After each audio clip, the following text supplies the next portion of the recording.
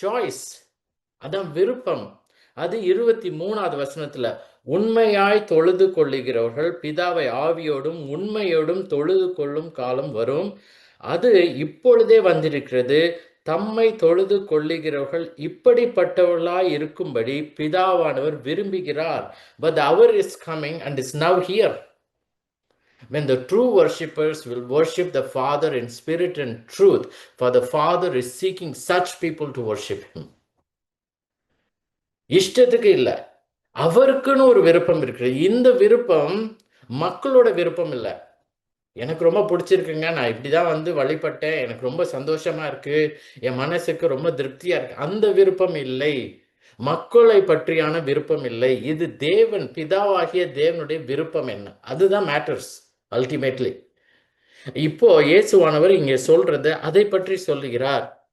இங்க பாத்தீங்கன்னா 23ல இந்த காலம், உண்மையாய் தொழுது கொள்ளுகிறவர்கள் பிதாவை ஆவியோடும் உண்மையோடும் தொழுது கொள்ளும் காலம் வரும் அப்படின்னு சொல்றார். அந்த காலம் என்னது? அது மட்டும் இல்லாம வரும்னு சொன்னதோட அதுக்கப்புறம் சொல்றாரு பாருங்களேன், இந்த 23வது வசனத்துல, அது இப்பொழுதே வந்திருக்கிறதுன்னு சொல்றாரு. வந்து கொண்டு இருக்கிறதுன்னு சொல்லிட்டு வந்து விட்டது அப்படின்னு சொல்றாரு. It is coming and is now here. இந்த காலம் எதை குறிக்கிறது? இயேசுவானவருடைய பிறப்பின் காலத்தை குறிக்கிறதா? அப்படின்னா வந்து கொண்டு இருக்கிறதுன்னு சொல்ல மாட்டார். ஏன்னா அவர் ஏற்கனவே பிறந்து இப்போ ஆல்மோஸ்ட் 30 years old. ஸோ அப்போ வந்துட்டு இருக்கு, அது இல்லை. இயேசுவானவர் மரணத்தை குறிக்குதா? அதுவும் இல்லை. ஏன்னாக்க அது வந்து கொண்டு இருக்கிறது, வந்து விட்டதுன்னு வேற சொல்றாரு. அப்போ what is this season about? The hour is coming and is now here. இந்த காலம் எதை குறிக்கிறதுனா அவருடைய ஊழிய பணியின் காலம். It is about the season of his ministry. இப்பதான் இயேசுவானவர் 30 வயதா இருக்கப்பல 30 வயது ஆன பிறகுதான் தன்னை கிறிஸ்துவாக அறிவிக்கிறார் மக்களிடத்துல. இங்க பாத்தீங்கன்னா இங்க 29வது வசனத்துல இந்த சமாரிய பெண் வந்து அவன் ஊருக்கு போய் மற்ற சமாரியர்கள், அந்த சீக்கார் நகரத்துல இருந்த மற்ற ஊர்ல இருந்தவங்கள்ட்ட சொல்றா. அவன் என்ன சொல்றா பாருங்க, நான் செய்த எல்லாவற்றையும் ஒரு மனுஷன் எனக்கு சொன்னார், அவரை வந்து பாருங்கள், அவர் கிறிஸ்து தானா என்றார். சோ அப்ப கேட்கிறப்போ இப்ப அவர் இயேசுவானவர் சொல்றதை அறிவிக்கிறார். அதாவது அப்போ this is in verse 30. They went out of the town and were coming to him அப்படின்னு இருக்குது. இங்க மக்கள் அவ அறிவித்த உடனே நிறைய மக்களுக்கு தெரியுது அவர் கிறிஸ்து தான் அப்படின்றது. அது எங்க அறிவிக்கிறார் அப்படின்னா 26வது வசனம். அந்த 25வது வசனத்துல பாத்தீங்கன்னா, அந்த ஸ்திரீ இயேசுவானவரை நோக்கி, கிறிஸ்து எனப்படுகிற மேசியா வருகிறார் என்று அறிவேன் அப்படின்னு சொன்ன பிறகு இயேசுவானவர் அதற்கு 26வது வசனத்துல, உன்னுடன் பேசுகிற நானே அவர் அப்படின்னு. சோ தன்னை கிறிஸ்துவாக வெளிப்படுத்துகிற காலம் வருகிறது, வந்துவிட்டது, அறிவிக்கிறேன். இந்த கிறிஸ்துவாக அறிவித்ததினால்தான் இயேசுவானவர் சிலுவையில் அறையப்பட்டார். தேவனை பொறுத்தவரை இயேசுவானவரை எதற்கு அனுப்பினார்னா, உலகத்தின் பாவத்தை தீர்க்கிற தேவாட்டுக்குட்டி. He came as the Lamb of God. நம்ம பாவங்களை சுமந்து தீர்க்கிற தேவாட்டுக்குட்டியாக வந்தார். ஆனா பாருங்க, இந்த யூதர்களை பொறுத்தவரையும் அவங்க ஸ்பிரிச்சுவலா அதை பார்க்கல. அவங்க எதுக்காக பொந்திய பிலாத்துக்கிட்ட கொண்டு போனாங்கன்றது லூக்கா 23வது அதிகாரத்துல முதல் வசனத்துல பாருங்க. அவங்களுடைய சார்ஜ் என்ன அக்யூசேஷன், இவர் பண்ண என்ன தப்புக்காக அவரை அங்க கொண்டு போனாங்கன்றது 23 லூக்கா 23 முதல் வசனத்துல இருக்கு பாருங்க. அப்போ 2வது வசனத்துல இப்போ அவங்க பார்த்திருக்கத, அவர்களுடைய கூட்டத்தார் எல்லாரும், இதான் கவுன்சில், இந்த சான்ஹெட்ரின், எழுந்திருந்து அவரை பிலாத்துவின் இடத்திற்கு கொண்டு போய், இவன் தன்னை கிறிஸ்து எனப்பட்ட ராஜாவென்றும், he calls himself Christ, இந்த கிறிஸ்து என்று தன்னை அறிவித்ததனால், இங்கே கடைசியா பார்க்கிறோம் 3 வருஷம் கழிச்சு அதை ஒரு அக்யூசேஷன், ஒரு சார்ஜா கொண்டு வராங்க. இவர் வந்து கிறிஸ்து என்கிறார். இந்த காலம், அவர் அறிவித்ததின் காலம் வந்து விட்டது. கிறிஸ்துவின் அறிவிச்சனால அவர் சிலுவையில் அவர் அறையப்பட்டார். அந்த சிலுவையில் அறைந்து மரணம் அடைந்தார். தேவனை பொறுத்தவரையும் அவர் ஏன் அறையப்பட்டார்னா, கிறிஸ்து என்று அறிவித்ததுனால இல்லை. ஏன்னா அதுதான் உண்மை. எதுக்காக அவர் சிலுவையில் அறையப்பட்டார்னா, நமக்கு பாவங்கள், அதற்காக அறையப்பட்டார். அதை தான் நம்ம சொல்றோம், புதிய உடன்படிக்கையை அவர் நிலைநாட்டினார். நியூ கவர்னன்ட். அந்த புதிய உடன்படிக்கையின் காலம் அதன் மூலமாக வந்தது. அதனாலதான் இங்கே இயேசுவானவர் சொல்றார், இந்த காலம் வந்து விட்டதுனால இனிமேல் இந்த புதிய உடன்படிக்கையின் காலத்தில், new covenant, time of new covenant, new testament காலத்துல நீங்க ஒரு இடத்துக்கு தான் போய் வர்ஷிப் பண்ணணும், தொழுது கொள்ளணும்னு அவசியம் இல்லை. எங்க வேணாலும் நீங்க தேவனை தொழுது கொள்ளலாம். அதுதான் அந்த சாய்ஸ். எதனாலன்னு சொல்றாரு, தொழுது கொள்ளும் காலம் வந்திருக்கிறது, வந்து விட்டது அப்படின்னு சொல்லி இயேசுவானவர் அங்க அறிவிக்கிறார். அது மட்டும் இல்லாம நமக்கு தெரியுது, இயேசுவானவர் மத்தேயு 24வது அதிகாரம் 1வது பகுதியில பார்த்தீங்கன்னா, இயேசுவானவர் சொன்னது, இங்க யூதர்கள் எருசலேமில தான் வந்து தொழுது கொள்ளணும்னு சொல்றாங்க இல்லையா, அந்த பழைய உடன்படிக்கையின்படி அந்த தேவாலயம் இடிக்கப்படும், அந்த தேவாலயம் ஒன்றும் இல்லாம ஆகும், ஒரு கல்லின் மேல் இன்னொரு கல் இருக்காது, there will not be left a stone upon a stone சொல்லி he prophesied, தீர்க்க தரிசனம். அது AD 70. இந்த கான்வர்சேஷன் இயேசுவானவர் சமாரிய பெண்கிட்ட பேசுறது அரௌண்ட் AD 27. 43 வருஷம் கழிச்சு எம்பரர் டைட்டஸ், தீத்து எனப்பட்ட ஒருத்தர், ரோமன் எம்பரர், அவர் போய் அந்த தேவாலயத்தை அழித்து போட்டார், எரித்து விட்டார். அதனாலதான் இன்னைக்கும் வந்து இஸ்ரேல் போனீங்கன்னா ஒரே ஒரு வெயிலிங் வால்னு மட்டும் இருக்கும், வெஸ்டர்ன் வால்னு வாங்க. வெஸ்ட் சைடில் ஒரே ஒரு காம்பவுண்ட் ஸ்டோர் மாதிரி இருக்கும், அங்கே போய் எல்லாரும் அழுவாங்க. அது மட்டும்தான் இன்னைக்கு இருக்குது. அதனால இயேசுவானவர் சொல்றது, இதெல்லாம் வந்து நடக்க போறது, இந்த பில்டிங்னு சொல்றாங்களே, நாங்கள் போய் அங்கே போய் நாங்கள் வர்ஷிப் பண்ணோம், அதுவே இல்லாமல் ஆயிட போகுது. புதிய உடன்படிக்கையும் காலம் வந்து விட்டது, நீங்க எல்லாரும் எல்லா இடத்திலும் வர்ஷிப் பண்ணலாம், தொழுது கொள்ளும் காலம் வருகிறது. ஸோ இப்போ இயேசுவானவர் சொல்றது இதுதான். இப்போ புதிய உடன்படிக்கையின் காலத்துல ஒரு பிளேஸ் பொருட்டே இல்லைனா, இடம்ன்றது ஒரு பொருட்டு இல்லைனா, வேற ஏதாவது காரியங்கள் பொருட்டாகுமா தொழுது கொள்ள? அதாவது பிதாவாகிய தேவனுக்கு பொருட்டாகுமா? நமக்கு இல்லை. அவரை தொழுது கொள்ளுகிறவர்கள் எப்படிப்பட்டவர்களா இருக்க வேண்டும் என்று ஏதாவது அவருக்கு விருப்பம் இருக்கா? முதலாவது இயேசுவானவர் சொல்றது இதுதான், 23வது வசனத்துல இருக்குது. இயேசுவானவர் சொல்றது, உண்மையாய் தொழுது கொள்ளுகிறவர்கள் பிதாவை ஆவியோடும் உண்மையோடும் தொழுது கொள்ளும் காலம் வரும். அதாவது 2 காரியங்கள், 2 அவசியமான அம்சங்கள், 2 aspects, essential aspects. என்ன உண்மையாய் தொழுது கொள்ள என்ன வேண்டும்? முதலாவது ஆவியோடு. worship will be offered in spirit. இந்த ஸ்பிரிட், ஆவின்னு சொல்றது பரிசுத்த ஆவியை குறிக்காது. சில டிரான்ஸ்லேஷன்ஸ்ல, ரீசன்ட் டிரான்ஸ்லேஷன்ஸ் இப்போ NIV-லாம் பார்த்தீங்கன்னா அப்பர் கேஸ் எஸ் இருக்கும், அதாவது ஹோலி ஸ்பிரிட்டை குறிக்கிற மாதிரி. இது பரிசுத்த ஆவியானவரை பற்றி இல்லை, இது மனுஷருக்குள்ள இருக்கிற அந்த ஆவி. நம்ம சொல்றோம் ஆத்துமாவை குறிக்கும், the soul of a person. நம்ம இறந்து போன பிறகு நம்ம பாடி, நம்ம உடம்பு வந்து அங்கே போய் அடக்கம் பண்ணப்படும், ஆனால் நம்முடைய சோல் லிவ்ஸ் ஆன்.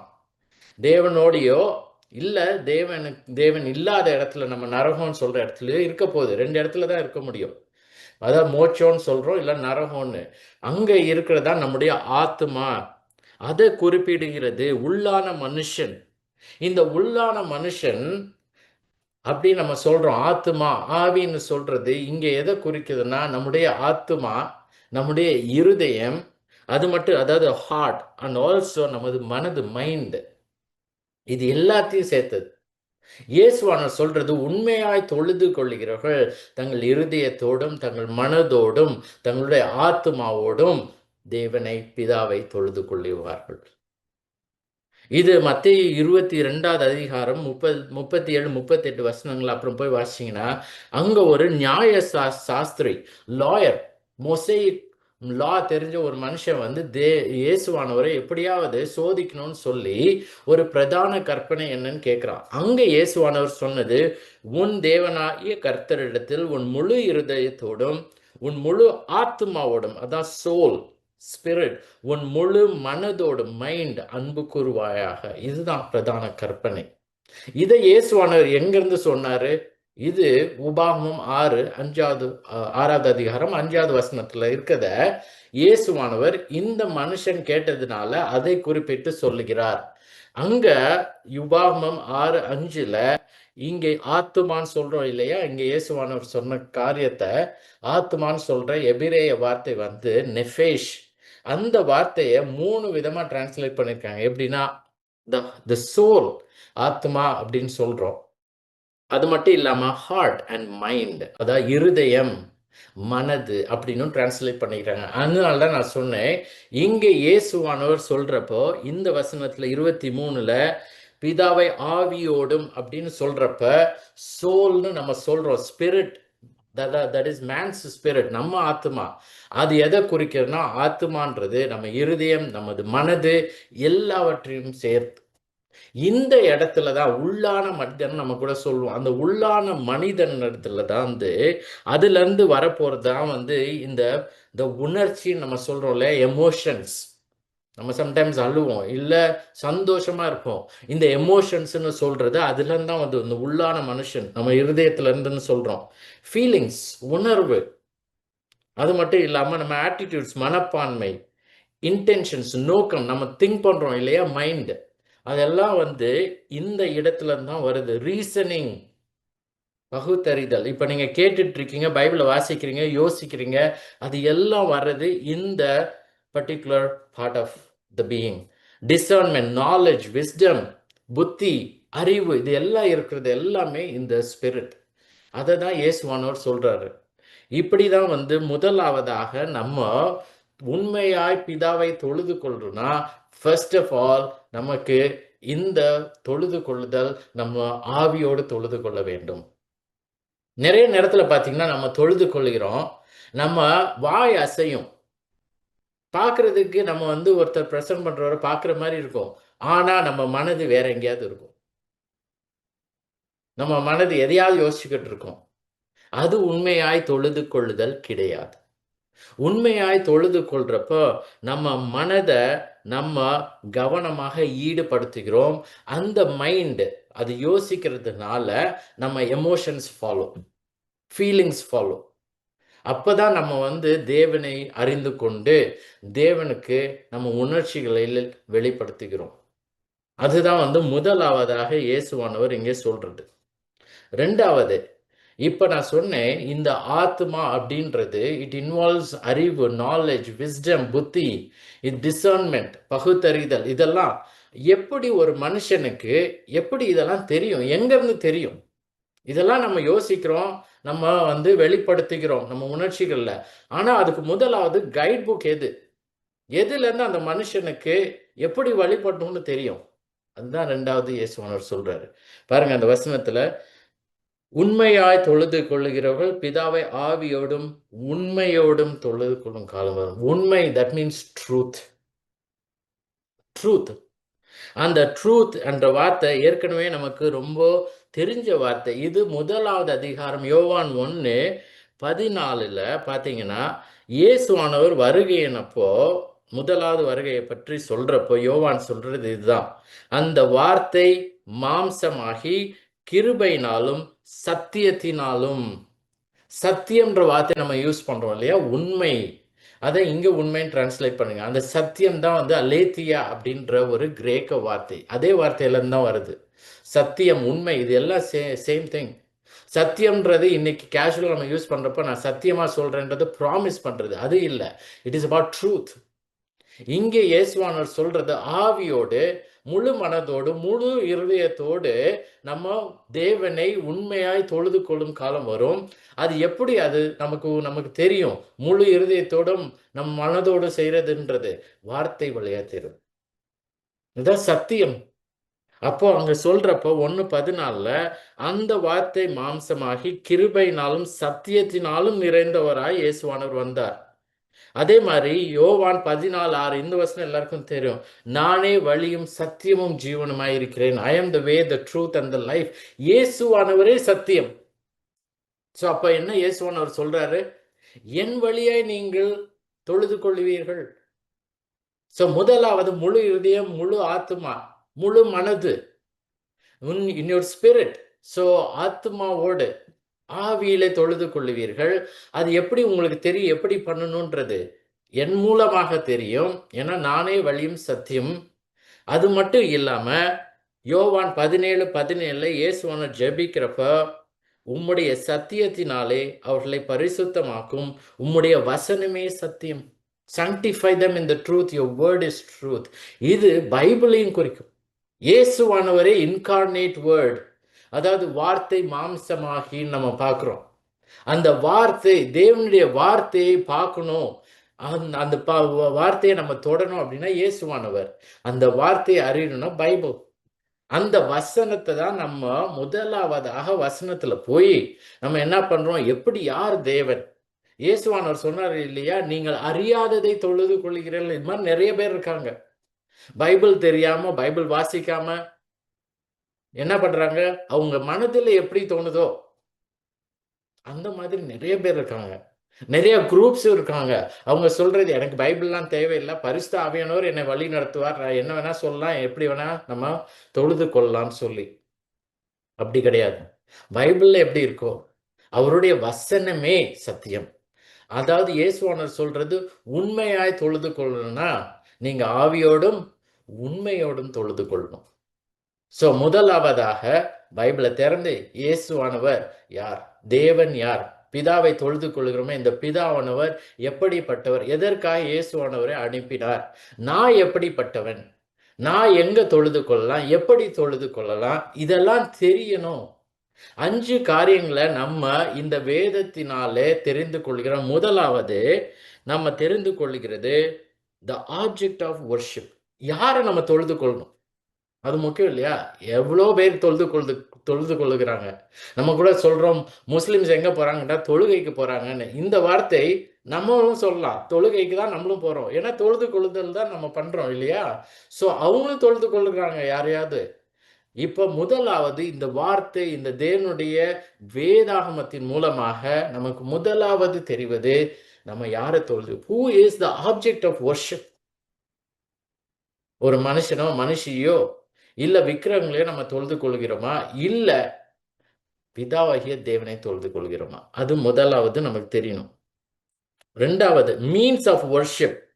யார் வழியாய் தொழுது கொள்கிறோம்? நாம் தேவனிடத்துல பாவியாக இருக்கிறப்போ பரிசுத்தமான தேவனை அணுகி தொழுது கொள்ள முடியாது. அவர் பரிசுத்தர், பரிசுத்தர், பரிசுத்தர். நாம் மிக பெரிய பாவிகள். மனதுல, இருதயத்துல, நம்மளுடைய செயல்ல எல்லா வகையிலும் பாவம்ன்றது இருக்கு. அப்ப நாம் தேவனிடத்துல போகணும்னா அதுக்கு ஒரே வழி இயேசுவானவர் மூலமாக மட்டும்தான். அதை நம்ம தெரிஞ்சுக்கிறோம் இந்த வேதாகமத்தின் மூலம். மூன்றாவது, இதெல்லாம் தெரிஞ்சாலும் நிறைய பேர் இன்னும் விசுவாசிக்காம இருக்காங்க. அப்போ யாரு நமக்கு ஹெல்ப் பண்றது? த ஏஜென்ட் ஆஃப் வர்ஷிப்பை தெரிஞ்சுக்கிறோம். யாருனாலே நம்மளால போய் இயேசுவானவரை விசுவாசித்து தேவனிடத்துல போய் நாம் தொழுது கொள்கிறோம். அந்த யார், அந்த ஏஜென்ட் யாருன்னா பரிசுத்த ஆவியானவர். ஸோ நமக்கு ஆப்ஜெக்ட் ஆஃப் வர்ஷிப் பிதாவாகிய தேவன் தெரியுது. மீன்ஸ் ஆஃப் வர்ஷிப் யார் மூலமாய், அது தேவனுடைய குமாரன். யாரினால? ஏஜென்ட் ஆஃப் வர்ஷிப் பரிசுத்த ஆவி. அடுத்தது மெத்தட்ஸ் ஆஃப் வர்ஷிப். எப்படிலாம் நம்ம தொழுது கொள்ளலாம்? ஜெபம் மட்டும் பண்ணா போதுமா? அது தொழுது கொள்ளுதலா? இல்ல வேற ஏதாவது இருக்கா? ஸோ அது நம்ம பைபிள் வழியா என்ன தெரியுதுன்னா, நம்ம பாடல்கள் மூலமாக நம்ம வர்ஷிப் பண்றோம். இப்ப நம்ம பாடல் பாடணும், ஸ்தோத்திரம் இயேசுநாதான்னு. That is worship. நம்ம தொழுது கொள்ளுகிறோம் பாடல்களினாலே. அடுத்தது நம்ம பிரசங்கத்தினாலே, போதிப்பு.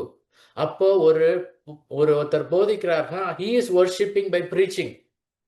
சும்மா பேசுறது கிடையாது. It is not public speaking, lecture கிடையாது. It is worship. இப்ப நீங்களாம் கேட்குறீங்க, ஹியரிங் இஸ் வர்ஷிப். நீங்க கேட்டு தேவனை தொழுது கொள்ளுகிறீர்கள். அது மட்டும் இல்லாம இதெல்லாம் பைபிள் மூலமா நமக்கு தெரியுது. ஜெபம், கம்யூனியன் நம்ம சொல்றோம். அதுவும் வர்ஷிப். நம்ம தேவனுக்காக காணிக்கை போடுறோம். That is also worship. இது எல்லாம் வர்ஷிப். அது எல்லாத்தையும் நம்ம தெரிஞ்சுக்கிறோம். ஸோ நமக்கு முதலாவது ஆப்ஜெக்ட் ஆஃப் வர்ஷிப், யாரை வழிபடுகிறோம். அடுத்தது மீன்ஸ் ஆஃப் வர்ஷிப், யார் மூலமாய் வழிபடுகிறோம். ஏஜென்ட் ஆஃப் வர்ஷிப், யாரினாலே வழிபடுகிறோம். எப்படி வழிபடுகிறோம், மெத்தட்ஸ் ஆஃப் வர்ஷிப். அடுத்தது கோல் ஆஃப் வர்ஷிப், எதற்காக நான் வழிபடணும். நான் விசுவாசிச்சாதான் நீதிமான் பிழைப்பான்னு போட்டிருக்குது. ரட்சிப்பு அடைஞ்சிட்டேன், எதுக்கான வர்ஷிப் பண்ணணும். அந்த வர்ஷிப் நம்ம எதுக்காக தொழுது கொள்கிறோம்னா, தேவனை மகிமைப்படுத்துறதுக்காக. இந்த திரியேக தேவனை டு glorify God. நம்ம ஃபீலிங்ஸ், நம்ம எமோஷன்ஸ், நான் எப்படி சந்தோஷம், என்ன பற்றின காரியம் இது கிடையாது. நாம் பண்றோம். ஆனா இந்த வர்ஷிப் இட்ஸ் அபவுட் காட். தொழுது கொள்ளுதல் என்பது தேவனை பற்றினது. அதை நம்ம எப்போதும் புரிஞ்சுக்கணும். ஸோ இப்படி நம்ம இந்த ஆவியோடும் உண்மையோடும் தொழுது கொள்ளுகிற காலம் வந்துவிட்டது, இந்த புதிய உடன்படிக்கையின் காலத்துல.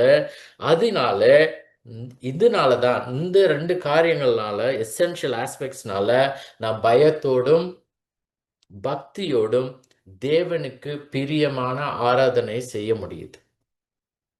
இல்லைன்னா செய்ய முடியாது. ஸோ வேதாகமத்தை தெரிந்து கொள்வது மட்டும் இல்லை. நான் பைபிள் நிறைய நாலேஜ் இருக்குதுங்க, அது மட்டும் இல்லை. அந்த நாலேஜை தெரிஞ்சு, ட்ரூத் அதை தெரிஞ்சு நான் அதை ஏற்றுக்கொண்டு கீழ்ப்படிந்து, தேவன் எப்படி தன்னை வெளிப்படுத்தி இருக்கிறாரோ அதை நான் அக்செப்ட் பண்ணி, அவர் சொன்ன முறையில் நான் தொழுது கொள்ளுகிறேனா, அதுதான் முக்கியம். ஏன்னா தேவன் முன்பாக நாம் சொல்லுகிறது, தேவனை நான் வழிபடுகிறேன்னு, ஆராதனை செய்கிறேன்னு, தொழுது கொள்ளுகிறேன்றது. ஆனா இது தேவன் பிரியமானபடி செய்கிறோமா? இந்த வார்த்தை பார்த்தீங்கன்னா, இங்க இங்கிலீஷ்ல for the father is seeking such people to worship himனு இருக்கு. அதே தமிழ்ல பார்த்தீங்கன்னா, இப்படிப்பட்டவளா இருக்கும்படி பிதாவானவர் விரும்புகிறார். இந்த வார்த்தை கிரேக்க வார்த்தையோட meaning to search in order to find. இப்ப நம்ம ஏதாவது தொலைச்சிட்டோம்னா, அது முக்கியமான ஒரு பொருள்னா எப்படிலாம் நம்ம சர்ச் பண்ணுவோம். எல்லா இடத்தையும் பார்ப்போம். ரொம்ப நேரம் நம்ம போய் கண்டுபிடிக்கணும். எப்படியாவது அது கிடைக்கும், இங்கே தான் இருக்கும், எனக்கு தெரியும், இங்கே தான் வச்சேன், நான் போய் பார்க்குறேன்னு சொல்கிறோம் இல்லையா? அந்த விருப்பத்தோடு தேவன் தேடுகிறார். அதனால தான் தமிழில் விருப்பம்ன்ற வார்த்தை இருக்குது. இதே வார்த்தை லூக்கா 7:9 பார்த்தீங்கன்னா, அங்கே ஏரோது இயேசுவானவரை பார்க்க விரும்பினான்னு இருக்கும். யார் இந்த இயேசுவானவர்? நான் பார்க்கணுமே. யோவானை தான் நான் கொன்னுட்டேனே. இங்கெல்லாம் யோவான் திரும்பி வந்ததா சொல்றாங்க. யார் இந்த இயேசுன்னு பார்க்க விரும்பினான். He wanted to seek him. அந்த வார்த்தை. தேவன் அப்படிப்பட்டவர்களை விரும்புகிறார். இந்த 2 பண்புகளும் யாராவது ஒருத்தங்க கேட்குறாங்க, நான் தேவனை தொழுது கொள்ளணும், அதுக்கு வேண்டிய காரியம் என்னங்க அப்படின்னு கேட்டாங்கன்னா, 2 காரியம்தான். என்ன காரியம்? ஆவியோடும் உண்மையோடும் தொழுது கொள்ள வேண்டும். That's all. நீங்க எங்க போய் எவ்வளவு நேரம் தொழுது கொள்ளுகிறீர்கள், டியூரேஷன் டஸ் நாட் மேட்டர். 3 மணி நேரம் நாங்கள் தொழுது அப்படிலாம் ஒண்ணுமே கிடையாது. இயேசுவானவர் சொல்ற இந்த 2 காரியம், போஸ்டர்.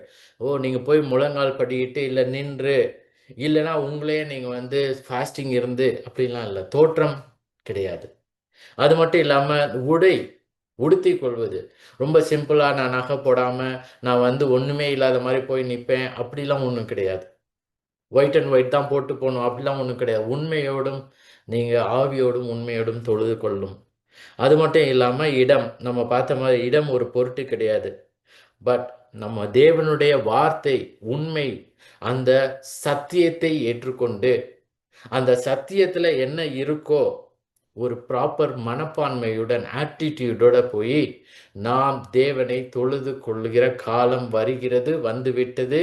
நாம் தொழுது கொள்ள வேண்டும் என்று தேவன் விரும்புகிறார். ஸோ இது 2ம், இந்த உண்மை, ஸ்பிரிட் அண்ட் ட்ரூத், சத்தியம் அதோட ஆவி, இது 2 சைட்ஸ் ஆஃப் அ காயின் மாதிரி. ஒரு காயின் எடுத்தீங்கன்னா 2 சைடு இருக்கும். ஒரு சைடு காயின் எதுவுமே கிடையாது, 2 சைடில் இருக்கும். அது மாதிரி இட்ஸ் கனெக்டட் போத்.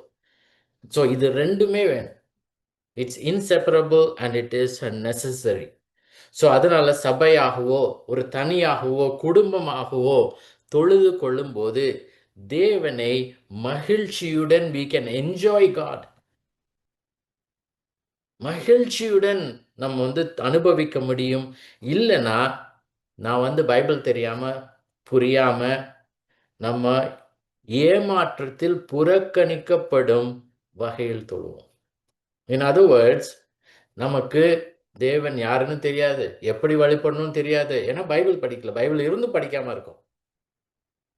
நமக்கான எஃபர்ட் எடுக்கல. அதனால என்ன, நம்மளே நினைச்சுக்கிட்டு அசியூம் பண்ணிக்கிட்டு மற்றவங்க எப்படி தொழுது கொள்கிறாங்களோ அவங்கள இமிட்டேட் பண்ணிட்டு அவங்க தப்பா இருந்தா அதே மாதிரியே பண்ணி in the end our worship is rejected. It's a waste of time. So அதை இயேசுவானவர் இங்க நமக்கு சொல்லுகிறார். ஸோ இப்போ 24வது ஆரம்பிக்கலாம்.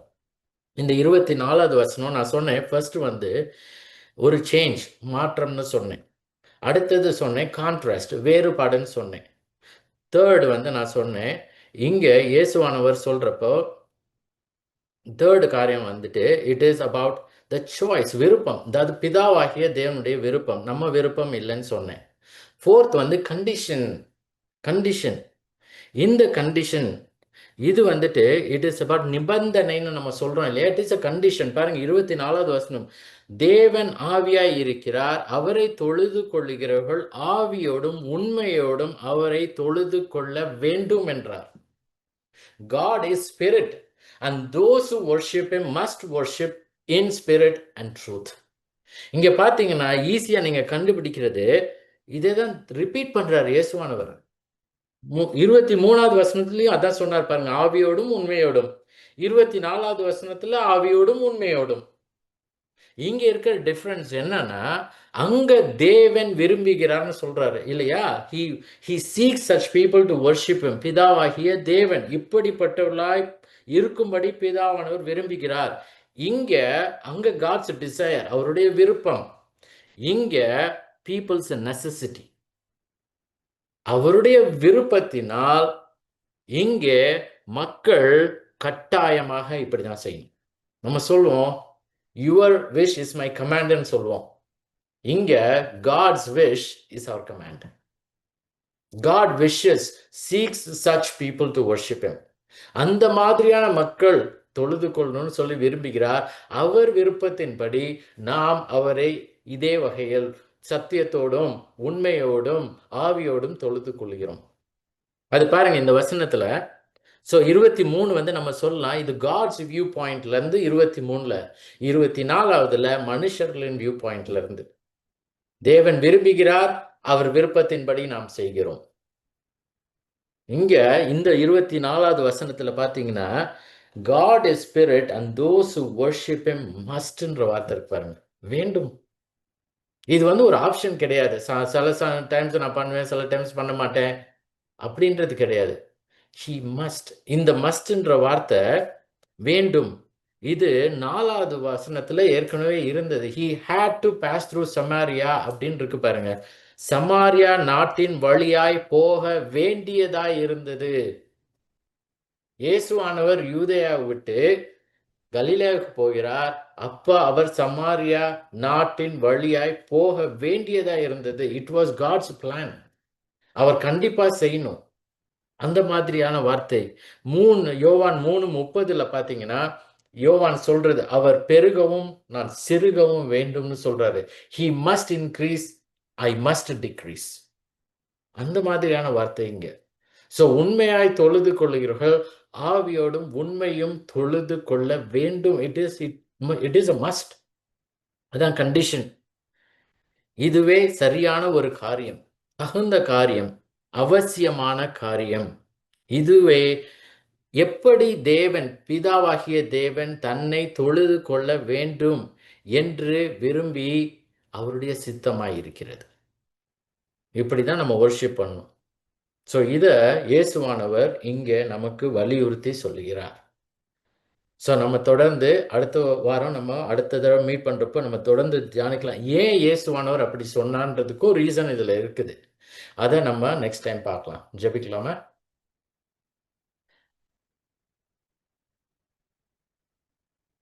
மகா உன்னதங்களில் வாசமா இருக்கிற எங்கள் அருமையான ஆண்டவரே, இந்த வேலையை எங்களுக்கு கொடுத்து நாங்கள் ஆண்டவரே உம்முடைய வேதத்தை அறிந்து அதன்படி ஆண்டவரே நாங்கள் தொழுது கொள்ள நீர் எங்களுக்கு கிருபையை பாராட்டியிருக்கிறீர்.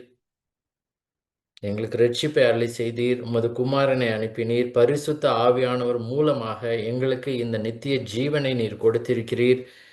இது எல்லாம் ஆண்டவரே உம்முடைய சுத்த கிருபை. உம்மிடத்தில் நாங்கள் வர்றதே ஆண்டவரே சுவாமி உம்முடைய இரக்கத்தினால், தயவினால். இப்பொழுது ஆண்டவரே எங்க வார்த்தையை ஆண்டவரே நாங்கள் அறிந்து புரிந்து அதன்படி நடக்கிறவர்களா இருக்க கிருபை செய்தலும், எங்களுடைய ப்ரைவேட் ப்ரேயர், பர்சனல் ப்ரேயரில் தனிப்பட்ட முறையில் நாங்கள் ஜெபிக்கிறப்பையோ இல்லை குடும்பமாகவோ இல்லை மற்றவர்களுடையோ நாங்கள் சர்ச்லேயோ மற்ற இடத்துலையோ ஜெபிக்கிறப்போ உங்களுக்கு தொழுது கொள்கிறப்போ அதை ஆண்டவரே நாங்கள் ஆண்டவரே ஆவியோடும் உண்மையோடும் தொழுது கொண்டு ஏற்கக்கூடிய ஒரு பயபக்தியோடு நாங்கள் செய்ய நீர் கிருபை செய்தலும்.